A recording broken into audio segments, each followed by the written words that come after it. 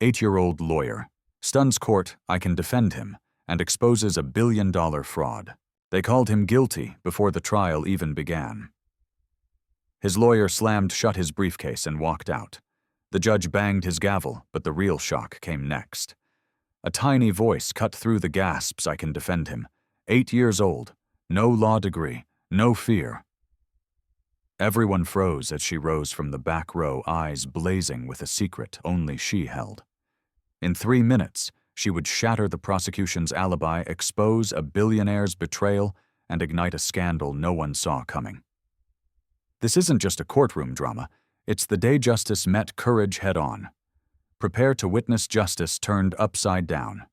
If you believe every voice matters, smash that like button and subscribe now, because in the next 30 minutes, you'll see an 8-year-old hijack a courtroom, topple a billionaire's empire, and unleash a truth nobody expected. Comment below, who would you stand up for when the world has already declared them guilty? They say he built an empire from a broken laptop. At 26, Ethan Brixley was celebrated as the people's billionaire, his app Linkbridge lighting up lives in underfunded neighborhoods, connecting thousands of kids to mentors, scholarships, and hope. But tonight, behind the marble columns of the St. Louis courthouse, none of that mattered. 2 years ago, a single mother in East St. Louis wept tears of relief when her son, Malik, logged onto a tablet funded by Linkbridge. He'd come home clutching coding exercises, eyes alive with possibility. His little sister, Amara, watched from the doorway, dreaming of the day she could code beside him. Then came the shooting outside the corner store, an instant that stole Malik's future and left Amara with only memories and a notebook full of printed news articles about the man she believed saved her brother's life. Meanwhile, halfway across the country, Ethan was wrapping up a live stream celebration, Linkbridge's annual grant announcement. He smiled into the camera, unaware that his phone's silent ping that same night would ripple all the way to this courtroom. When the headline exploded, "Young billionaire accused of attempted murder," his world collapsed. Traffic cams, phone records, and a stash of cash in a hidden safe painted a picture too vivid for doubt. Sponsors withdrew. News anchors sneered. His lawyer begged him to admit presence at an abandoned warehouse. He refused, swearing on his mother's grave that he was innocent. Now the gallery is jam-packed with reporters wielding cameras like weapons, their flashbulbs strobing against the dark suits of prosecutors and the hollow gaze of jurors. In the front row, Ethan sits in rented clothes, cuffed wrists resting on the oak table. His eyes are rimmed in red, not just from sleepless nights in holding. They carry the weight of every child who believed in him, every promise he can no longer keep. Behind him, few noticed the little girl at first glance. She wore a borrowed dress that hung loose at the shoulders, her hair braided with colorful beads that caught stray shafts of hallway light. In her hand was a spiral notebook bulging with clippings. Flight logs, legal filings, a single yellow post-it flagged Trevor Maddox. Nobody knew why she was here. But Amara Johnson came not to watch a spectacle. She came to set the record straight. Outside the courthouse steps tremble under the roar of the live stream, Free Ethan trending within minutes. Commenters pour in with judgments long before evidence is heard. Yet inside time seems to slow the ticking of the clock, the soft scrape of shoes, the distant hum of traffic beyond the courthouse doors. Each sound is a heartbeat, counting down to a moment that could rewrite everything we think we know about truth and power. In this tense stillness, you'll meet two worlds on a collision course, one forged by code and capital, the other by loss and unwavering belief. You'll feel the electric spark of a courtroom charged by hope and outrage, and witness how a single voice, small enough to be overlooked, can fracture the walls of prejudice built by headlines and hearsay. Stay close. Because very soon, this girl with nothing but her conviction and a battered notebook will challenge a system designed to crush giants. And when she speaks, even the most hardened jurors won't be able to ignore the tremor of truth shaking their seats. He walks to the stand in a rented suit that swallows his frame, cuffed hands trembling on the polished wood. The prosecutor rises, voice cold as steel. "You heard the evidence," she says. Mr. Brixley's phone pinged inside that abandoned warehouse. Traffic cameras caught his rental car near the scene. And thousands of dollars in untraceable cash stashed in his office, safe proof he planned something darker than digital disruption. A hush swallows the gallery. You can almost taste the doubt. How do you defend against a mountain of data reporters scribble furiously eager for the next headline? Jurors exchange furtive glances. Ethan Swallow's jaw clenched so tight it creaks. Behind him, the judge's gavel hovers ready to fall at the slightest hesitation. But then Monroe Green, his defense attorney, leans forward and whispers two words that crack the courtroom wide open. "I resign." A collective gasp. Phones flash. Ethan's face drains of color. He stares down at his shoes as if they might give him an escape route. And in that moment, the world she thought she knew collapses into chaos.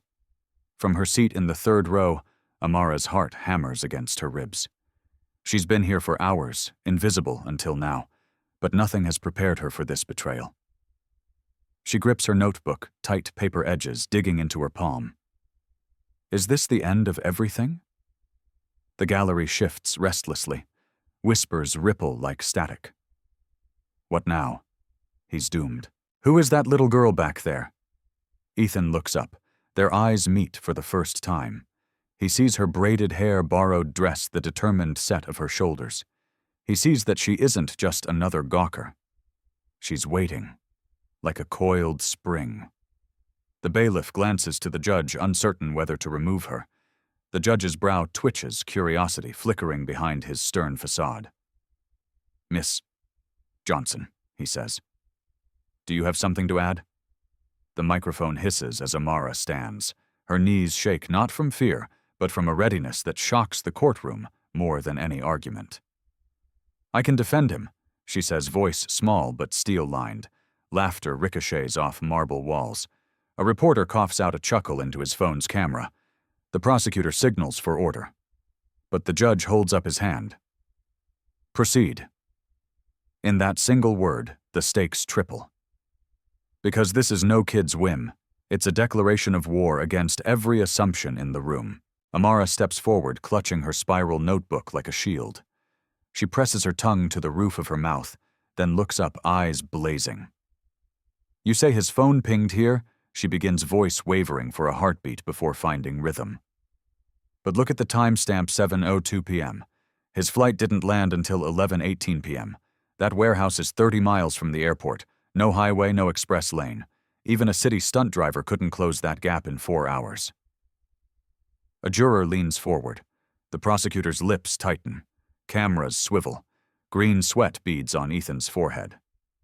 "How do we know those timestamps are honest?" The prosecutor snaps. "Data can be manipulated." Amara flips to another page. "Watch this." She smooths a printed email from Linkbridge's public archive dated 6 months ago. The header reads, "Trevor Maddox, co-founder resignation notice." She taps the line where Maddox bids farewell, citing a divergence of vision. Who benefits if Trevor wants his empire back? Murmurs swell. Foreshadowing from earlier scenes clicks into place, the name buried in her notebook, the quiet mention of a former partner. The judge gestures for silence. "That's interesting, Miss Johnson. But do you have proof he was in St. Louis that night?" Amara digs deeper. She holds up a boarding pass printout, ghostly gray but legible, Trevor Maddox Flight 562, departing LAX 6:45 p.m., arriving STL 10:32 p.m. Her voice softens, but every word lands like a hammer. He didn't just resign, he bought a one-way ticket back into Ethan's world, armed with motive and opportunity. A ripple of shock. The gallery leans in as though gravity itself has shifted. The prosecutor sputters, groping for a retort. But Amara's 1-minute warning echoes, "I only get 1 minute." She charts a final blow, printed bank transfers between Hale's legal counsel and Maddox's account, time-stamped 3 days before the warehouse fire. "You tell me," she says, voice steady, "why would Victor Hale's team pay Trevor Maddox unless they planned this together?" Silence stretches like a snapped wire. Ethan's chest puffs with a breath he's held for weeks. The judge closes his eyes, counting the gravity of her words. When the gavel finally falls, it doesn't just punctuate her statements, it detonates the prosecution's narrative. Behind the stunned faces, you feel a shift in the room's air. Reporters jostle for the closest angle. Jurors exchange looks that say, "We need to hear more." Ethan's lawyer, Monroe Green, watches from the sidelines, jaw slack. Even he hadn't anticipated that level of detail. No seasoned investigator, no forensic analyst, just an 8-year-old armed with public records and an unbreakable belief. The judge calls a 2-hour recess to verify the exhibit numbers. As deputies clank Ethan's cuffs loose, the crowd erupts in a wave of disbelief and excitement. Kid lawyer spikes on social feeds. Commenters argue over validity. But one thing's certain, nobody leaves this room thinking the same way they came in. And in the center of it all, Amara stands, ankles-trembling notebook, now a testament to every clip she printed, every late-night library visit, every whispered promise to her brother's memory. She watches Ethan's shoulders settle as he breathes, without the weight of injustice bearing down. Conflict has reached its apex, proofs have been thrown, motives exposed, the power dynamics reversed. But the true test lies ahead. Will this revelation topple the charges, or will the system guard its errors even when confronted by the purest form of truth? Stay with us, because court reconvenes in 2 hours, and the next chapter may rewrite justice itself. Ethan's lawyer had just dropped the case like a hot stone, and in that instant, everything changed. The courtroom's noise swelled into a roar, but amidst the chaos, Amara felt a singular focus. She had to seize this moment. She slipped out of her seat, letting her borrowed dress brush against polished marble, and pressed her notebook to her chest like armor. At home, 2 nights ago, she'd stayed up past midnight under a flickering library lamp tracing flight logs and public filings with a yellow highlighter. She'd sketched timelines in the margins, connected dots between bank transfers, and underlined names like they were battle cries. Now, clutching that notebook, she stepped into the arena. Her first strike was simple, but devastating time itself. "Your Honor," she began, voice wavering for a heartbeat before hardening into steel. "The prosecution claims Mr. Brixley's phone pinged at 7:02 p.m. at the warehouse. But that data comes from a tower adjacent to a highway exit 1 he passed on a charity event live stream broadcast 20 miles away at exactly the same timestamp." She didn't need to finish. The jurors had already leaned in. Imagine the app that connects kids dead silent on their tablets, now proving a billionaire's alibi false.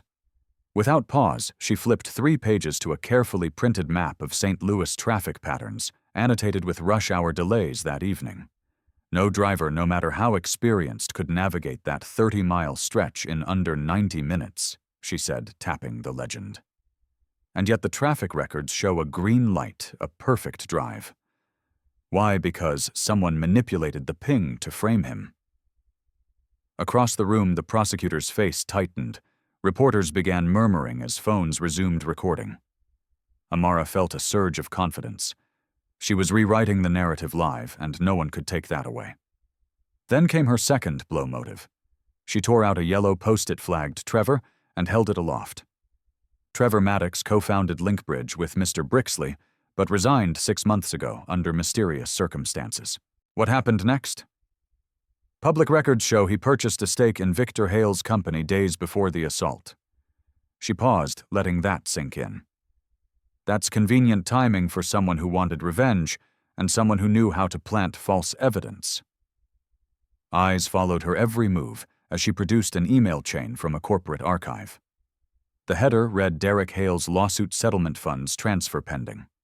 Amara read the lines aloud, voice resonant, August 2nd, 7th, 45 p.m., $250,000 wired to Maddox's offshore account. 9 minutes later, Hale's team authorizes a trial run at the warehouse site. Each data point landed like a hammer, puncturing the prosecution's carefully constructed bubble. Amara didn't let the courtroom exhale. Instead, she outlined the final piece of her plan, her pièce de résistance, human testimony. "I contacted Malik's mentor group, the after-school coding club, and one volunteer remembers seeing Trevor in a video call with Hale's legal counsel at 8:13 p.m. that same night. She clicked to a still frame, a dusty webcam image of Maddox in a room lit by a single lamp. He's the only one who stands to gain if Brixley is convicted, and he's the only one with the skill set to falsify digital footprints. At that moment, she was no longer just a kid in the gallery, she was the architect of a courtroom coup. The judge's jaw tightened, and jurors glanced at one another in dawning realization. Reporters shifted eagerly, sensing the end of the old story and the birth of a new one. But Amara wasn't done. She knew true power lay in momentum. "Your Honor, I'm not asking for a verdict," she said quietly but firmly. "I'm asking for an immediate forensic audit of the phone tower logs cross-checked against independent traffic sensors. Because the truth isn't found in charging sheets, it's uncovered when facts are allowed to breathe free." She closed her notebook, slowly, eyes sweeping the room. Silence washed over the courtroom thick as fog. Then the gavel fell once sharp, decisive. "We will recess for a full audit," the judge declared, "and reconvene when these exhibits have been verified." In that instant, the power dynamic shattered. Ethan's shoulders, once slumped in defeat, straightened as deputies unlocked his cuffs. Reporters lunged forward shouting questions, but he ignored them all. His gaze was fixed on Amara, standing alone, yet unbowed. Back in the hallway, cameras flashed like lightning. Amara's heart pounded, but she felt calm like a warrior who'd weathered the first storm and survived. She knew the audit could take hours or days, but she'd shifted the battlefield. Instead of fighting a data avalanche, the state now had to defend every byte and every timestamp. As she stepped outside into the dim corridor, light she recalled her brother Malik's final words. "Stand for what's right, no matter how small." Tonight she'd done just that, and though the path ahead was uncertain, she carried with her the blueprint of justice: meticulous research, ruthless logic, and unshakable courage. The audience will stay hungry for what happens next. Will the audit confirm her revelations? Can the system admit its own flaws when confronted by an 8-year-old? The next chapter hinges on answers buried in code and clocks. Hold tight, the courtroom war has shifted, and the real reckoning is only beginning. They file back into the courtroom after the 2-hour recess. The air feels charged like the moment before a storm breaks. Amara slides into the front row notebook, in hand knees, steady now stride, confident. Across the room, technicians wheel in a rack of servers and a tangle of cables. A specialist in forensics, gray-haired and methodical, steps to the lectern.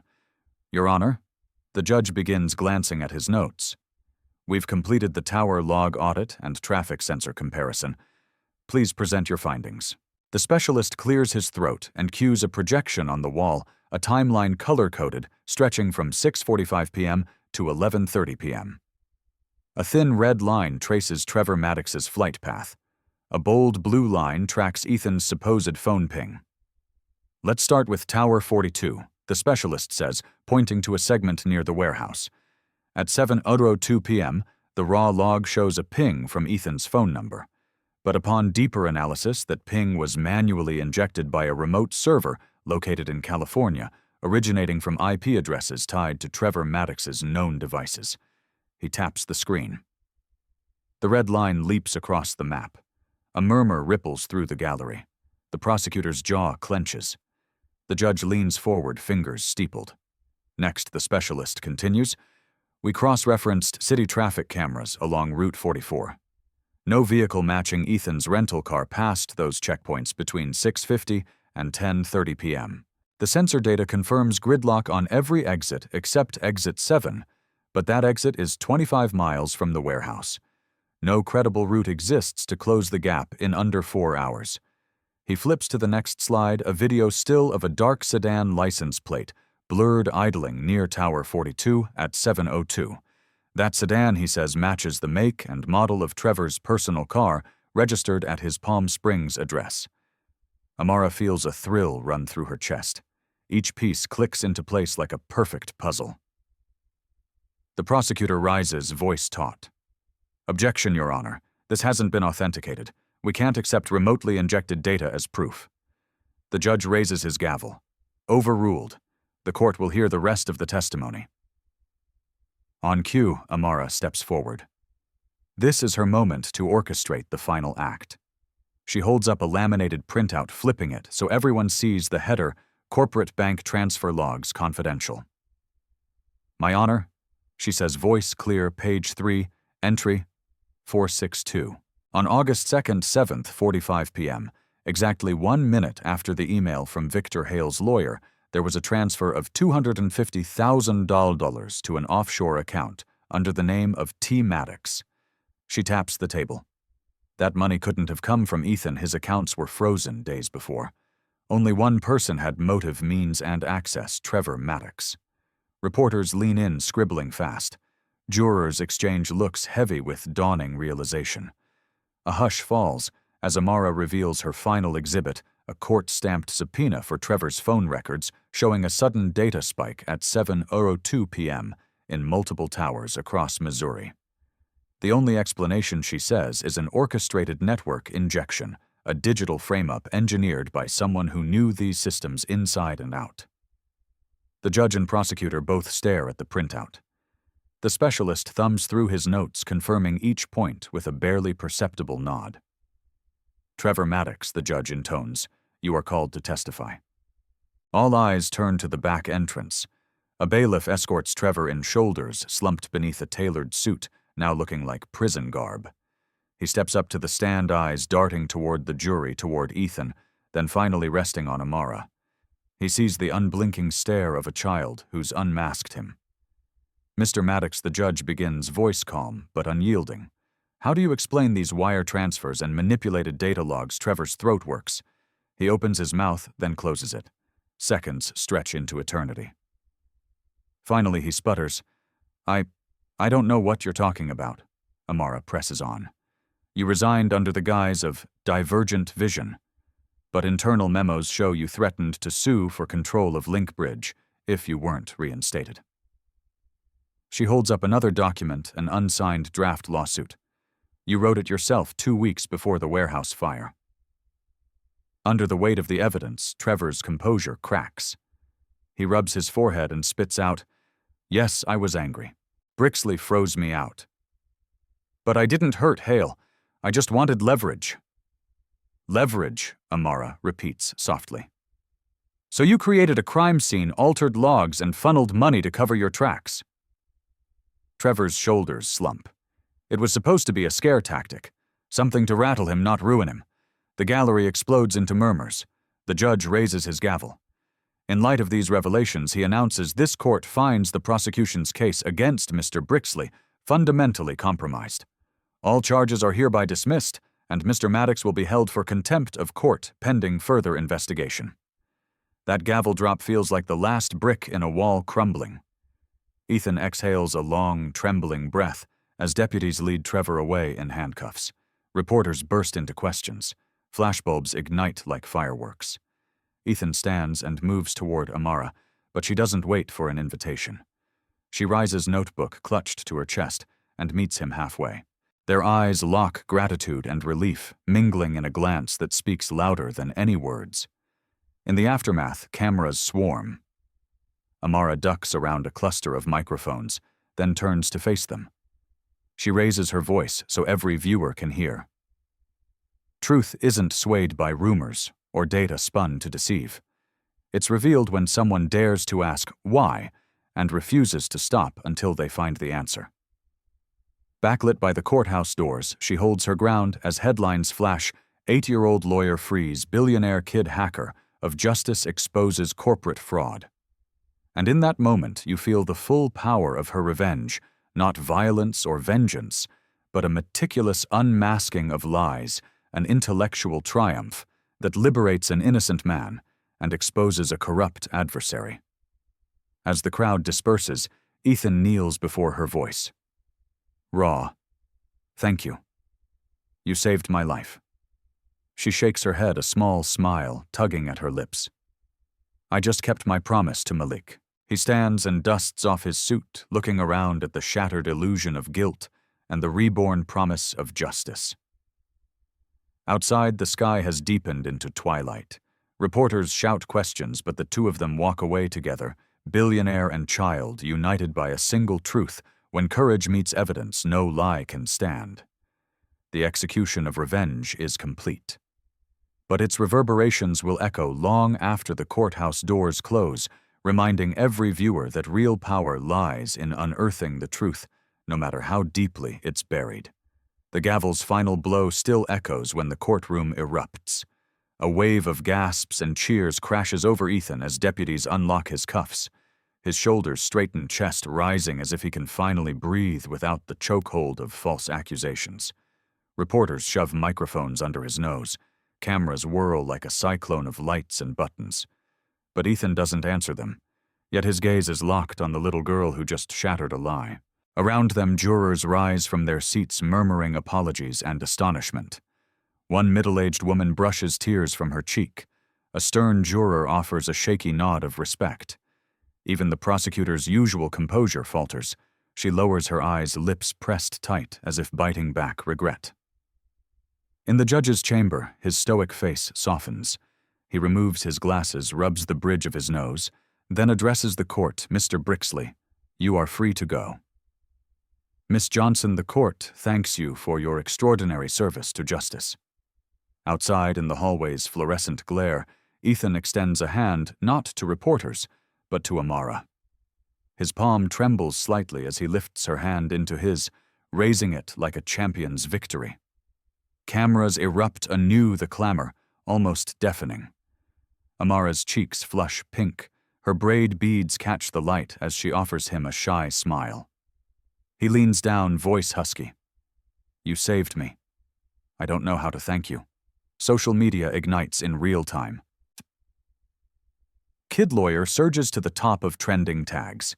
View counts spike as clips of Amara's questioning flash across feeds. On every screen, news tickers rerun her logic. No driver could traverse 30 miles in under 90 minutes, $250,000 wired mere minutes before the attack. Phone ping manually injected from Maddox's device. In coffee shops and living rooms, strangers lean forward, jaws agape, scratching notes on napkins, debating how a child outwitted seasoned attorneys. Meanwhile, Ethan steps away from the spotlight to address the judge one last time. In his crisp, measured tone, he thanks the court, his voice catching as he glances at Amara's bench. The judge nods, banging the gavel to restore civility, and then dismisses the gallery. Reporters reluctantly step back, giving room for a quieter moment. In the subdued silence, Ethan kneels before Amara.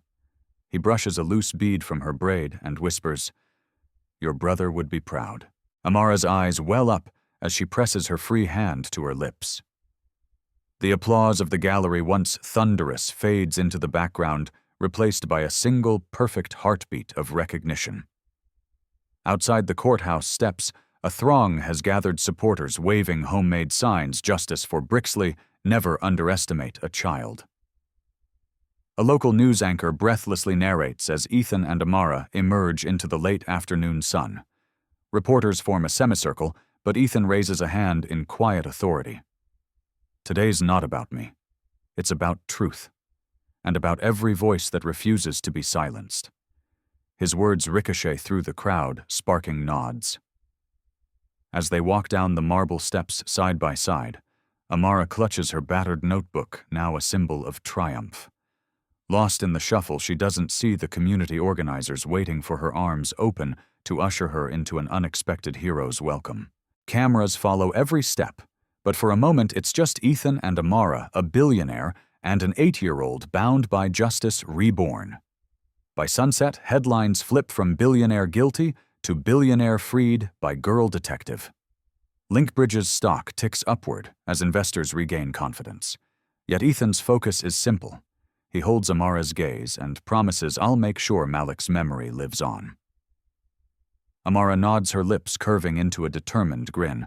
And as the doors close behind them, the world outside hums with a single lesson: when power meets integrity, even the smallest voice can shatter the loudest lie. Truth rarely comes wrapped in simplicity.